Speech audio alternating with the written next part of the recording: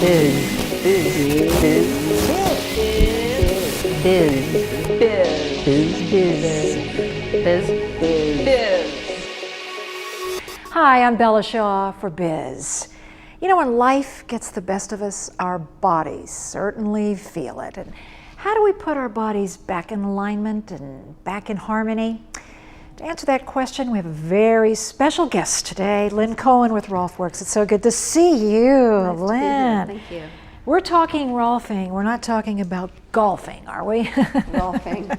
Okay. Rolfing Structural Integration. Structural integration. What exactly does that mean? When our shoulders and our ribs and our neck and our hips, knees and ankles are not in line with each other, the force of gravity will feel like a heavy weight on us, and our connective tissue, which binds all of our organs, bones, muscles, will become shortened and tight.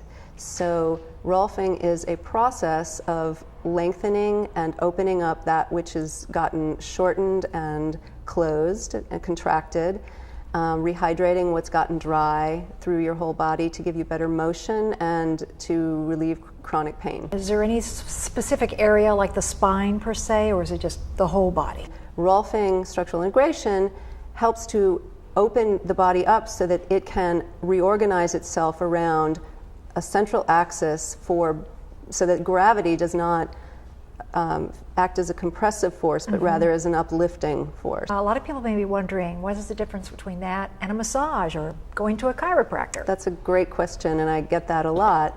And there are several differences, but the main difference is that structural integration practitioners, Rolfers, are taught to work with the body in relationships.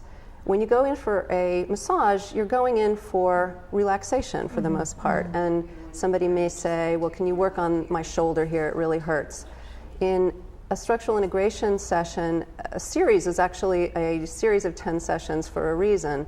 And what we're doing is we're working with everything in relationship to everything else in your body. We're working from the upper body to the lower body. We're working from the front to the back. We're working from the inside to the outside.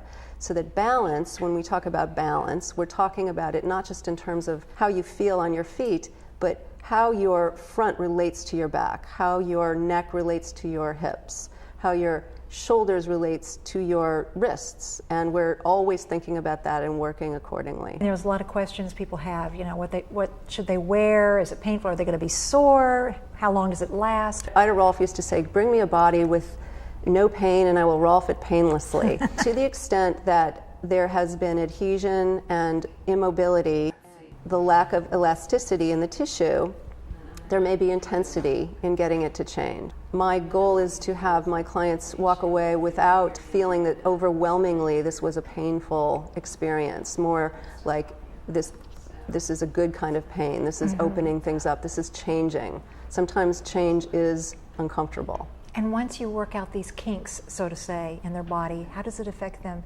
emotionally and mentally? Emotional, psychological, physical, injury, things that create holding in your body can be opened up, and that person can inhabit their body more fully and more hospitably. And you have an interesting background in addition to Rolfing. I have a background in classical music performance and in clinical social work, and I think that these disciplines have not predictably but logically brought me to this place where I can use my sensitivity. I was a string player, and I also have an appreciation for what musicians have to go through in order to play. And keep their instrument fine-tuned. Look at the similarity in Exactly. what you do. Exactly. And the music. Yes. One final thing, I know you're a swimmer, and that also plays a role and integrates with what you do. Well, I think a lot about balance, whether it's in gravity or out of the field of gravity. And in swimming, I think a lot about what alignment is when you're in the water, when you're not vertical to the ground, where you're horizontal, and that the water is actually holding you up, and how do you stay in alignment so that you can swim efficiently. And I watch people swim, and some are very fast, but they're swimming inefficiently. They're thrashing, and they're working against the water rather than working with it and becoming streamlined with it. And I'm interested in that, and I watch people all the time. Lynn Cohen, thank you so much for joining us here on The Biz and being in our spotlight. Thanks for having me. Fascinating, fascinating. Thank you so much. Thank you.